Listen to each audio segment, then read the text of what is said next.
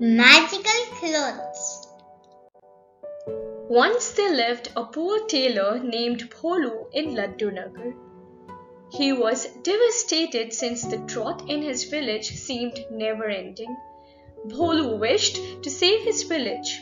He used to spend the entire night sewing clothing, and during the day he would make arduous trips into the town to sell them. One day, as usual, he tried his luck at selling garments and was heading home. "How long are you going to try the same thing?" Ramu, his neighbor, inquired. "There are no positive outcomes. Do you still believe that during these hard times, people will purchase clothing when they don't even have enough to eat?" Bholu smiled and replied, "As long as we are alive, we should never lose hope. God will undoubtedly make everything right one day, and everything will be fine." Even though Bholu was making an effort to be optimistic, he was aware that the money he currently had was extremely limited and wouldn't even allow him to purchase fabric to sew new clothing.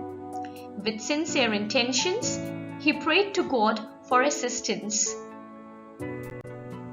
To his amazement, when he arrived at home, new textile material was everywhere in his home. Then a fairy came, leaving him speechless. She told him that she enjoyed his chat with Ramu and would be happy to assist him in protecting his village, Laddunagar. She instructed him to sew clothes, distribute them to the villagers who had lost hope, and advised them to wear magical clothing before starting their task. This magical clothing will benefit them. Bholu restarted sewing clothes with a great deal of attention and enthusiasm. Fairy was pleased to see his effort. The next day, he went to give away stitched clothes to the people after packing them in a box. He came across Jugru, who appeared to be very agitated. Jugru responded, "I have tried for a long time to dig a well, but all in vain. Now I have lost all hope."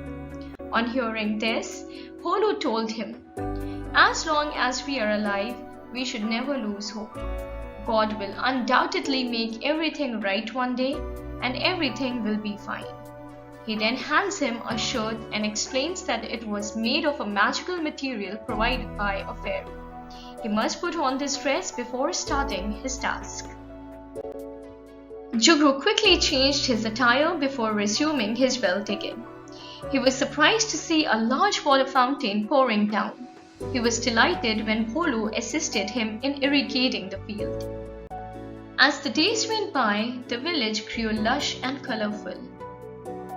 Jugru was delighted to see branches emerging from his favorite tree. With it, he began taking pictures and praised Bholu. Bholu was overjoyed too. Finally, village was drought-free.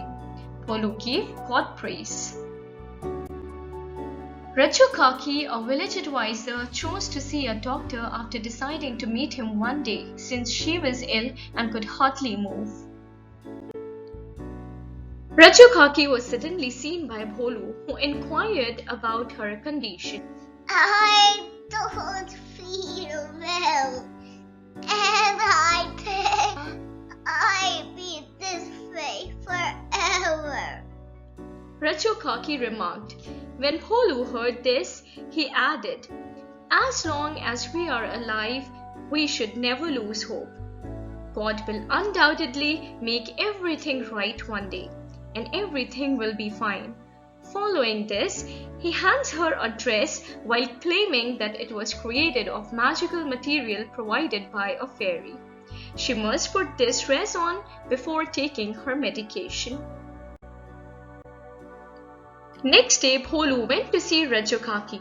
He knocked at the door. Raju Kaki came out running and screamed out of joy. "Magic word! I am good! Hooray!" Bholu thanked God and was overjoyed to see her in this state. The days improved and Bholu began receiving orders. His first order came from the school. However, Misal was calling children inside the school for studies when Bholu arrived to deliver the order. but nobody seemed interested.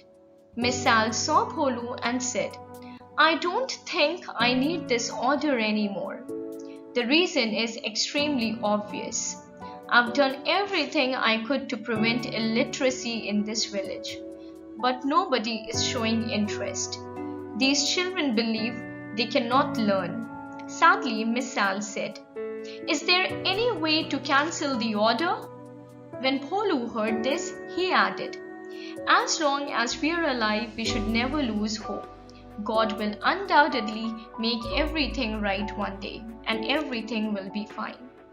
Then he gave tresses, telling Miss Sal and the kids that they were made from magical material that a fairy had provided to help them with their academic attempts. On hearing this, students quickly took the magical school dress of their size and came well dressed for the school the next day. They all focused on their studies and soon won accolades. Miss Sal was happy and thanked Bholu. Bholu thanked God.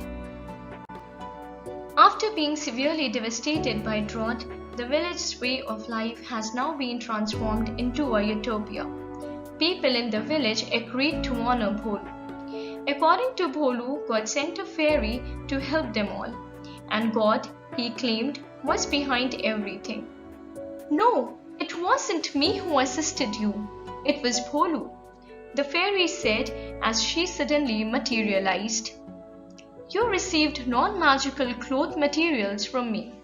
When others had given up, you still held onto a glimmer of hope, and that was magical. I merely gave you some hope-sowing seeds. You all did the rest."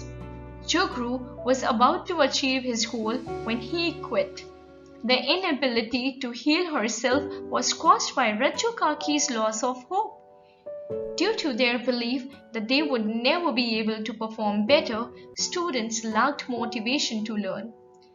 After donning non-magical garments, everyone felt more hopeful. On hearing this, the villagers expressed amazement at the same time. As long as we are alive, we should never lose hope. God will undoubtedly make everything right one day, and everything will be fine.